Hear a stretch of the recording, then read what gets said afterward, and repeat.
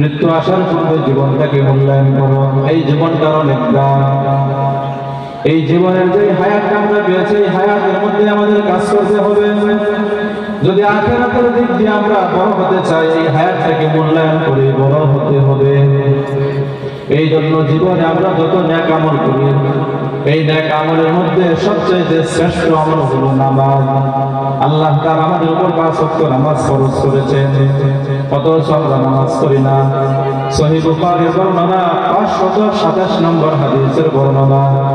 হাদিসের বর্ণনাকারী নবীজির সাহাবা হযরত আব্দুল্লাহ ইবনে মাসউদ রাদিয়াল্লাহু তাআলা আনহুমা আর আব্দুল্লাহ ইবনে মাসউদ রাদিয়াল্লাহু তাআলা আনহুমা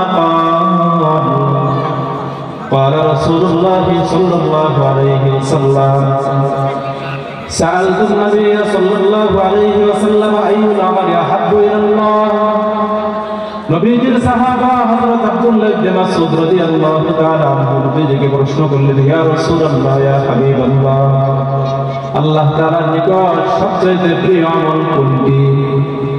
নবীজি বললেন, as-সালাতু আলা ওয়াক্তিহা, সময় মতো নামাজ আদায় করা আল্লাহ তাআলার নিকট সবচেয়ে প্রিয় আমল। قال ثم أيها নবীজির সাহাবা হযরত আব্দুল্লাহ ইবনে মাসউদ রাদিয়াল্লাহু তাআলা আনহু পুনরায় নবীজিকে জিজ্ঞাসা করলেন, ইয়া রাসূলুল্লাহ, 2 নম্বরে আল্লাহ তাআলার নিকট সবচেয়ে প্রিয় আমল কোনটি? আল্লাহ তাআলার পয়গম্বর বলেন, বিরুল ওয়ালিদাইন, পিতামাতার খেদমত করা, পিতামাতার সাথে সৎ ব্যবহার করা, ভালো আচরণ করা, ভালো ব্যবহার করা 2 নম্বরের সবচেয়ে শ্রেষ্ঠ আমল।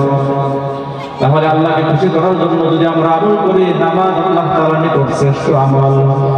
2 নম্বরে শ্রেষ্ঠ আমল মা বাবার সাথে ভালো ভালো কথাবার্তা বলা, মা বাবার সাথে সুন্দর আচরণ করা। আমার পূর্বে যিনি আলোচনা করেছেন, মা বাবার খেদমত সম্পর্কে আলোচনা করেছেন, নবীজির সাহাবা হযরত আব্দুল্লাহ ইবনে মাসউদ রাদিয়াল্লাহু তাআলা আনহু পুনরায় নবীজিকে জিজ্ঞাসা করলেন, সুম্মা আইয়ুন, তারপর আল্লাহ তাআলার নিকট সবচেয়ে প্রিয় আমল কোনটি? নবীজি বলেন, আল জিহাদু ফি সাবিলিল্লাহ, আল্লাহ তাআলার রাস্তায় জিহাদ করা। 3 নম্বরে সবচেয়ে শ্রেষ্ঠ আমল জিহাদ করা। জিহাদের জন্য সব সময় মুমিন জাগ্রত থাকতে হবে, সব সময় সজাগ দৃষ্টি রাখতে হবে। এখন যদিও সময় নাই, যে কোনো টাইমে জিহাদ করার জন্য সময় আসতে পারে।